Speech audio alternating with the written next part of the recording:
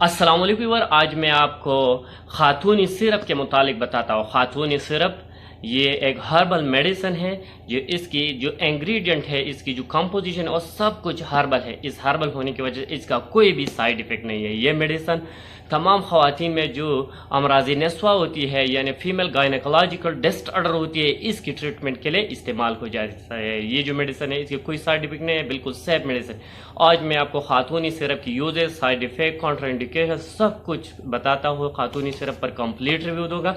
अगर आप हमारे चैनल पर नहीं है तो सबसे पहले इस चैनल को सब्सक्राइब करिए। चलो स्टार्ट करिए। खातूनी सिरप की यूजेस। ये जो मेडिसिन है, ये माहवारी की जो भी मसाइल है, माहवारी से रिलेटेड, मेंस्ट्रुअल साइकिल, जैसे मेंस्ट्रुअल साइकिल डिसऑर्डर होती है, माहवारी की बेकायदगी होती है, ज़्यादा होती है, कम होती है, माहवारी नहीं आती या कम आती है, या माहवारी के दौरान जो ब्लडिंग होती है वो ज़्यादा होती है, लेकिन माहवारी से रिलेटेड जो भी मसाइल है, इसकी ट्रीटमेंट के लिए इस्तेमाल किया जाता है। साथ ही ये जो मेडिसिन है, ये लेवकोरिया में इस्तेमाल है। लेवकोरिया हर उम्र में के ख़वातीन में होती है। जो छोटी उम्र की बच्ची जो होती है, इसमें भी होती है, बड़े उम्र में, टीनेज में, सब ख़वातीन में ये एक डिसऑर्डर होती है।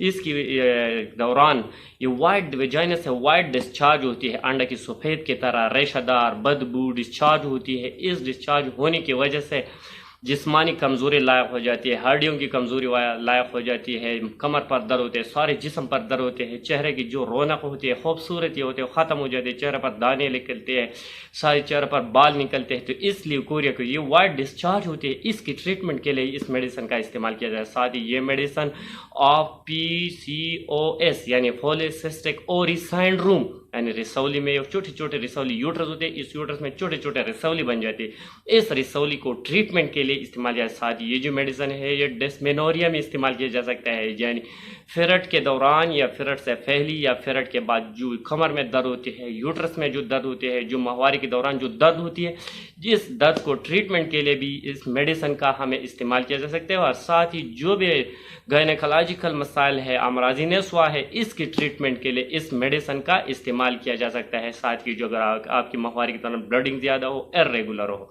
अगर आपको लेवकोरिया हो, अगर आपको पॉलीसिस्टिक ओवरी सिंड्रोम हो, अगर आपकी यूट्रस में कोई इन्फेक्शन हो, डिसऑर्डर हो, या यूट्रस के दौरान जो भी मसाइल है, आप इसकी ट्रीटमेंट के लिए इस सिरप का इस्तेमाल किया जाता है। अगर इसके साइड इफेक्ट को देखा जाए तो इसकी बड़े साइड इफेक्ट है नहीं, क्योंकि हर्बल मेडिसिन है, लेकिन फिर भी इसके इस्तेमाल से नाजिया हो सकती है, वॉमिटिंग हो सकती है, सर की चक्कर आ सकती है, ड्राइनेस माउथ हो सकती है, लेकिन ये एक आम सा मसला है, बहुत ज़्यादा सीवियर एडवर्स इफेक्ट नहीं है।